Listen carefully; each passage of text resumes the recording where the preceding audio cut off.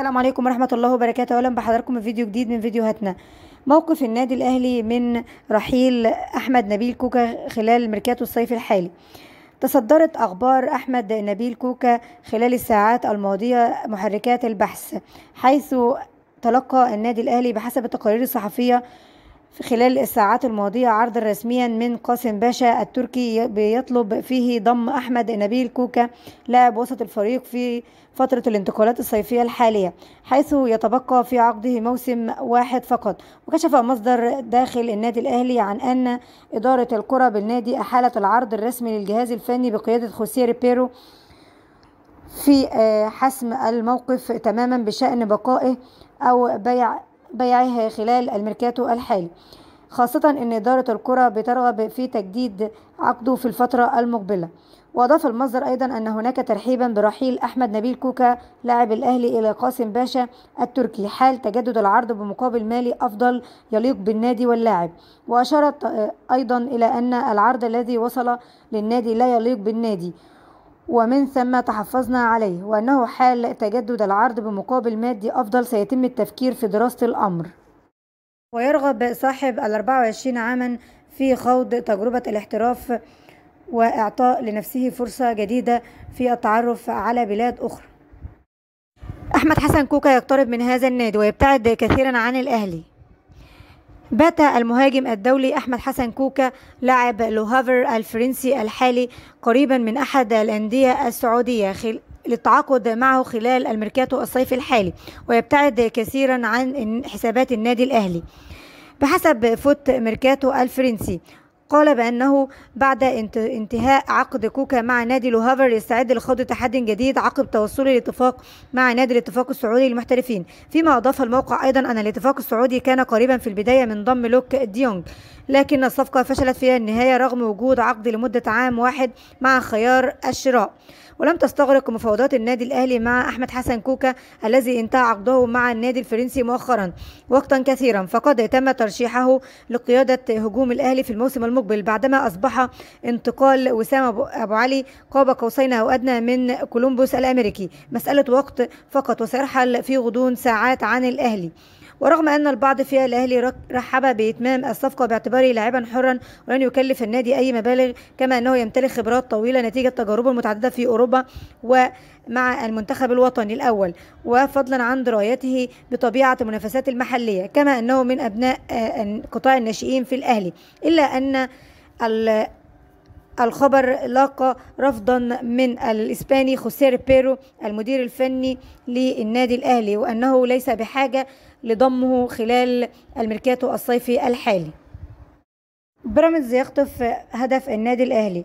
خطف بيراميدز هدف النادي الأهلي البرازيلي إيفرتون دا سيلفا لاعب بانيك أسترافا التشيكي الذي كان محل اهتمام من نادي الأهلي للتعاقد معه خلال الميركاتو الشتوي الماضي. فيما كشفت تقارير إعلامية تشيكية أن نادي بيراميدز اقترب من حسم صفقة البرازيلي إيفرتون دا سيلفا جناح فريق بانيك أسترافا التشيكي خلال الانتقالات الصيفية الجارية. وذكر موقع إن فوتبول أن انتقال إيفرتون إلى نادي بيراميدز بات وشيكا، وحيث غادر الجناح البرازيلي فريقه تشيكي لإجراء الفحص الطبي، وأنه بات قريبا من توقيع عقوده مع بيراميدز.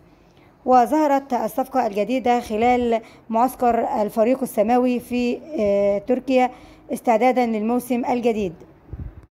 وكان إيفرتون البالغ من العمر 28 عاما كان محط اهتمام من جانب الأهلي الذي سعى بقوة لضمه خلال فترة الميركاتو الشتوي الماضية، إلا أن الصفقة لم تكلل بالنجاح لأسباب مالية وتعسف من جانب النادي التشيكي. مفاجآت مدوية بشأن فشل انتقال تيدي أوكو لنادي الزمالك. كشفت تقارير إعلامية عن مفاجآت مدوية بشأن فشل انضمام الفرنسي تيدي أوكو لاعب لوزيرن السويسري لصفوف الزمالك. وكان النادي الأبيض قد توصل لاتفاق مع اللاعب وناديه السويسري للانضمام إليه بدءا من سوق الانتقالات الصيفية الجارية، ولكن اللاعب تراجع عن اللعب للفريق وسط أنباء قوية عن اقتراب انضمامه لصفوف نادي الرياض السعودي. وقال وكيل تيدي أوكو في تصريحات إعلامية أخيرة بأن صفقة انتقال اللاعب إلى الزمالك فشلت بسبب خلافات مالية، واللاعب لا يعاني من أي إصابات كما أشيع، وأن اللاعب اجتاز الكشف الطبي. فيما ذكر تقرير لقناة اون سبورتس بأن هناك مفاجآت تخص اللاعب الفترة المقبلة، وما تحجج به تيدي أوكو بأنه تراجع عن اتفاقه مع الزمالك للأمور الأسرية والشخصية غير صحيح. ولكن هناك رسائل وصلت اللاعب من بعض الوكلاء يحذرونه من الانضمام للزمالك، وإدارة الكرة بالنادي الأبيض تعلم اسم الوكيل الذي يقف وراء ما حدث. وأضاف التقرير أيضا أن الزمالك يمتلك عقودا موقعة من تيدي أوكو، ولديه عقود أيضا من نادي لوزيرن السويسري، لأن اللاعب قام بالكشف الطبي مع الفريق الأبيض بالفعل، ولكنه سافر وقرر عدم العودة للنادي الأبيض.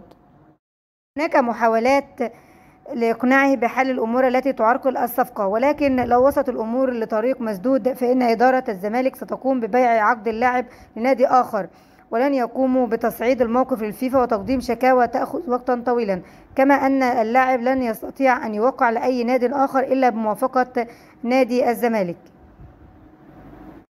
كان الجناح الفرنسي ذات الأصول الإيفوارية صاحب 27 عاما سجل 10 أهداف وصنع 7 في 42 مباراة خلال الموسم الماضي مع لوزان. العروض تنهال على نجم نيوكاسل. كشفت تقارير صحفية بأن مسؤول النادي الهلال السعودي قدم عرضا مغريا للسويدي ألكسندر إيزاك مهاجم نيوكاسل يونايتد الإنجليزي لتدعيم هجوم الزعيم بواحد من أفضل المهاجمين في مركزه على المستوى العالم الموسم المقبل. وبحسب صحيفة الجارديان البريطانية فإن الهلال تقدم بعرض قيمته 600 ألف جنيه استرليني أسبوعيا من أجل إقناع إيزاك بارتداء قميص الهلال الموسم الجديد 2025-2026. فيما أضافت الصحيفة أيضا أن عرض الهلال لضم إيزاك لم يقتصر على الراتب الأسبوعي الضخم، ولكن سيكون صافيا دون ضرائب ويتضمن العديد من الحوافز والمكافآت الربحية. وكان ألكسندر إيزاك قد أبدى رغبته في الرحيل عن نيوكاسل يونايتد في الوقت الذي يحظى فيه باهتمام كبير من نادي ليفربول لضمه خلال الميركاتو الصيفي الحالي. وجدير بالذكر أن مشجعي مانشستر يونايتد أطلقوا حملة تبرعات لضم ألكسندر إيزاك مهاجم نيوكاسل مقابل 150 مليون جنيه استرليني لضمه لصفوف الشياطين الحمر. هل ممكن احنا نشوف إيزاك في الهلال السعودي ويتمكن من ضمه لصفوفه، أم يختار البقاء في إنجلترا وينضم إلى أحد الأندية الإنجليزية، أم من ليفربول أم مانشستر يونايتد، أم يكمل الموسم المقبل مع فريقه نيوكاسل يونايتد؟ الأيام القادمة ستسفر عن ذلك. الإشاعات اللي احنا بنسمعها الفترة الأخيرة، طلعت إشاعة بأن كريم فؤاد لاعب النادي الأهلي تعرض لإصابة في الرباط الصليبي للمرة الثالثة بعدما تعافى مؤخرا وبعد مشاركته مع النادي الأهلي في مباراة البنزرتي التونسي بالأمس، واللي انتهت بفوز النادي الأهلي بنتيجة 5-0. وطبعا كريم شارك في المباراة وأحرز هدف، ده بيدل على عودته. والنادي الأهلي أكد وقال إن إصابة كريم فؤاد هي إصابة خفيفة، وإن اللاعب رد على الإشاعة برسالة على الانستجرام وقال: حسبي الله ونعم الوكيل، اتقي ربنا يا أخي، اسمه البنزرتي. كان كريم فؤاد قد غاب عن صفوف النادي الأهلي لمدة عام بسبب الإصابة القوية التي تعرض لها خلال الموسم الماضي في الرباط الصليبي.